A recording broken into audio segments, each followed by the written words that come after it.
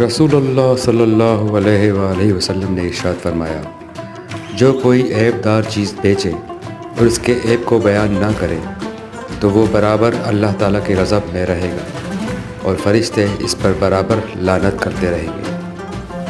वो तन्हा कौन है? अल्लाहु अल्लाह। बादशाह वो कौन है? अल्लाहु अल्लाह। मेहरबा वो कौन है? अल्लाहु अल्लाह। क्या ऊंची शान है?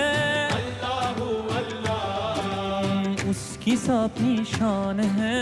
अल्लाहु अल्लाह। सब दिलों की जान है? अल्लाहु अल्लाह।